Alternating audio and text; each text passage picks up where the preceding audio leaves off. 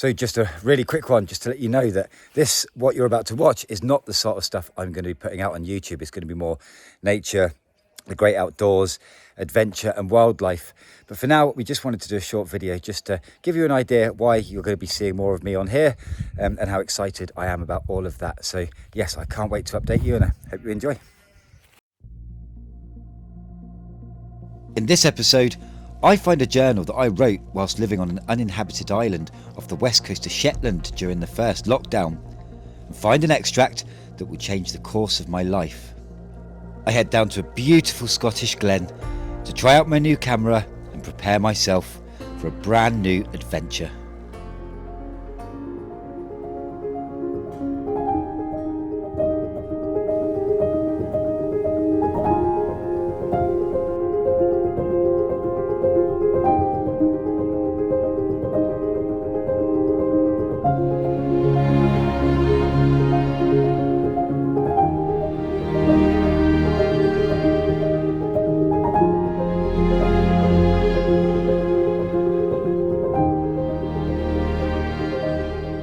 So we got all set up and I've just been chilling here for 40 minutes, just skimming some stones and enjoying myself. It's really, really lovely. That's why I put this on today, so that I could get in the water, and I haven't done that yet, but I'll do that after.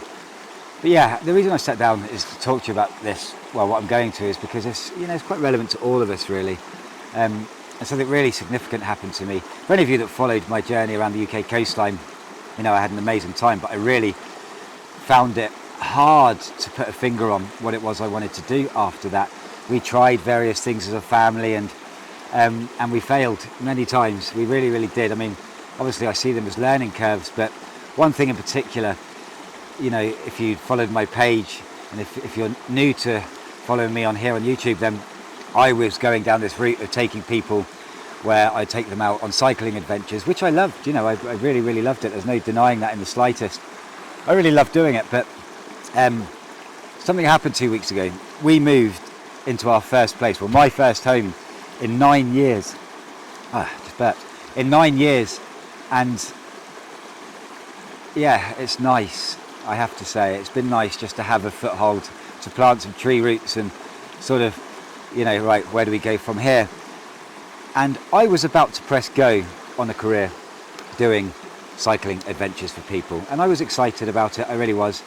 I'm not just saying that, but as I was moving stuff in, there was bags all around the house, and Kate and Magnus had gone to bed, and I was sat in the living room on my own, and just out of the corner of this bag I saw this little black journal, and I just saw the corner here, 2020.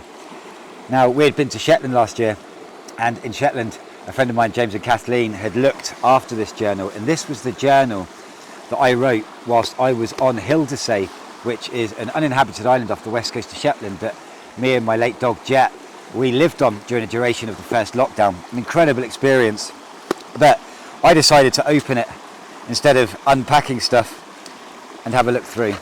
And one of the first extracts I came to was this one here, and I'm going to read it to you, and I'll tell you why this is significant. So here we go. I'm not the best reader in the world, but I'll do my best. The journey was going brilliantly despite brutal winter in Shetland. It had been one of the worst yet. 5 tents already smashed, a lot of sleeping in waiting rooms and toilets to avoid the weather. Since being in lockdown, I've smashed the 100,000 target and now stand at 125,380. My plan whilst I'm here is to eat well, train well, and learn what I can in things that I want to know more about. And once the gates are open again, I believe it will take another 1.5 years before I complete it. Didn't know that Kate was literally waiting around the corner at that point. My walk has taught me so much. To put it brief, stripping my life back down to very basics has completely changed my outlook on life. I really see that it's the simple joys in life that make me happy. The stillness, the weather, nature sure has a way of making one feel totally at peace. Even more so when I spent years solid living outside. The clutter of life no longer exists in my mind. I am so happy, and it is just wonderful. Yep. And I'm often asked, with all the TV interviews that I've done recently whilst on the island, I've been asked a lot, what is it about this journey that I've learned so much about? I think the biggest thing that I've learned while I've had time to process during lockdown on this uninhabited island that I call home for now is that when I finish the walk, at all costs, I shall never return to settling for what is deemed normal. I must continue to find my dream life and strive for nothing else. Think big, dream big, and don't stop until I get it. This is a promise to myself that I make sitting here right now. Never quit. Chris, May the 6th, 2020. That was my 40th birthday. Pretty sure I'd had a few whiskies that night, but I meant it. Why is that relevant? Well, I nearly went down that path of sidetracking from what I really wanted to do. And what did I really want to do when I was there? All I dreamed of after this was to buy filming gear, buy myself a camper, and go out and make documentaries about stuff, write them, produce them, all the stuff myself, because I love the whole process. And somewhere along the line, I nearly forgot that.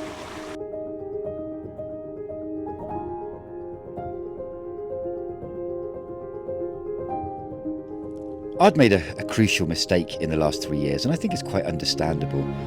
I thought that the only way to adventure was by putting a huge bag on your back, heading out into the abyss and pushing forward through bad weather and inevitably freezing my undercarriage off, being away from home for months on end. But I was wrong.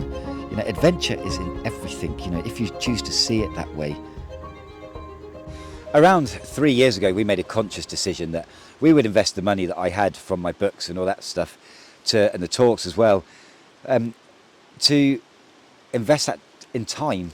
And the reason we wanted to invest that in time was so that we could be as present a parents for Magnus as humanly possible. That's what we wanted to do, and I can tell you now that is an investment that neither Kate or I will ever regret. He's just turned out to be a delightful young boy, confident and lovely, and we believe a lot of that is to do with that we were there with him the whole time.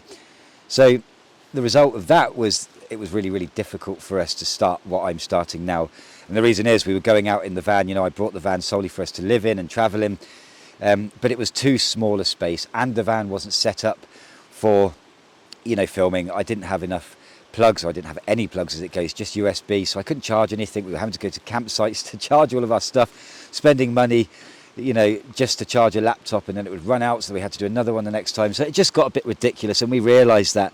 So we sort of put ourselves on hold, and that is exactly and the only reason why Kate and I have been very quiet on social media.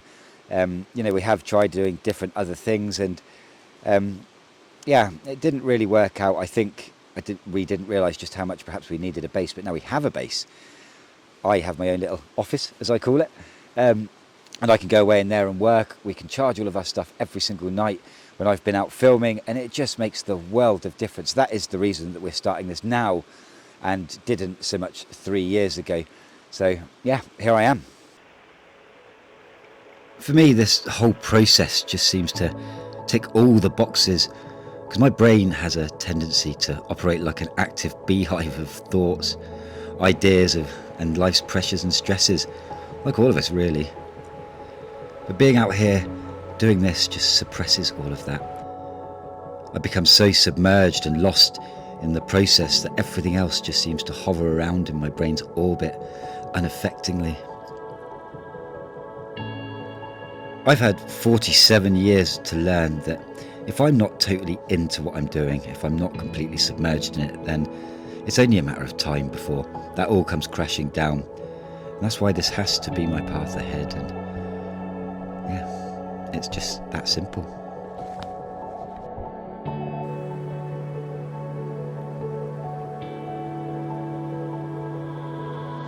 And look at this, isn't this just absolutely beautiful? View's not bad either. Oh dear, I still laugh at my own jokes. Always have, I'll be honest with you. But listen, I had no idea before I started the walk that I was stuck in this trap like millions and millions of other people, of just surviving, essentially. Doing jobs you really, really don't want to do, and at times hate. And I would say that was the majority of everything that I'd done as a professional career. I hated it, but it was only to keep us going, keep the roof over mine and Caitlin's head, and I did my best, and it wasn't good enough because we were always broke. But going on the walk, as I sort of like broke free of all of that for a while, the photographs that I was taking and the filming was basically for no other reason than to prove that I had been there. Because at the time I cared what people thought in that respect. Whereas over the years, what started happening is that started turning into a real passion.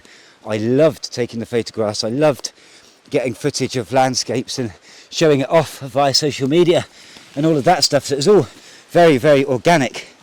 But that passion then soon turned into an obsession, without a shadow of doubt, and I still like it now. And it sort of makes me wonder, it makes me realise, I suppose, that family aside, from a professional point of view, I think the biggest gift from the walk wasn't that it showed me what it is I love doing, but more so it showed me that I'm capable of doing it, if that makes sense. I never realised 10 years ago, if you'd have said to me, Chris, you're going to be out there doing filming, trying to build a career on YouTube and so on and so forth, I'd have just laughed at you. I can't, I've got to go and do this. Whereas now I realise I can do that, and that's the gift.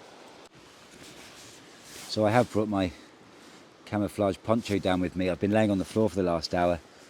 I've seen them do it on all the other documentaries, so why can't I? Looks the part. I feel like a right tit. Probably am.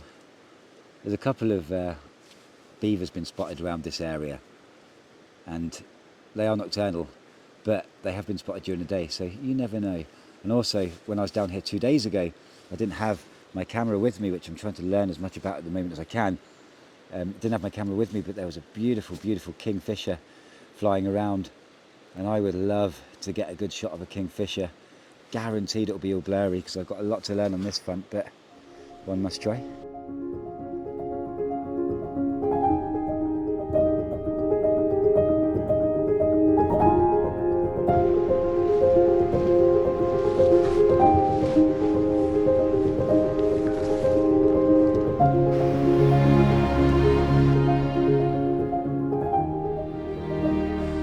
So I am pretty sure I can hear voices, and I'm pretty sure I know who those voices are.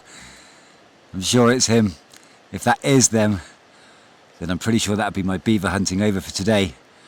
However, who says you can't have fun while you're working?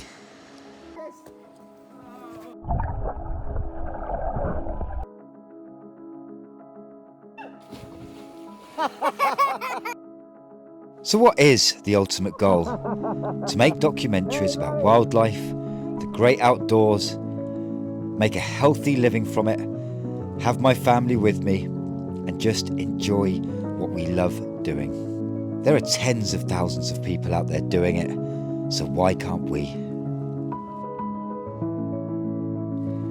9 years ago, I set off on a journey to walk the entire UK coastline, starting with a tenner, 2 days worth of rations, and absolutely no idea. 6 years later, I crossed the line with a beautiful family, 2 Sunday Times best-selling books, and the whole future ahead of me. If I can do that, then I can definitely do this.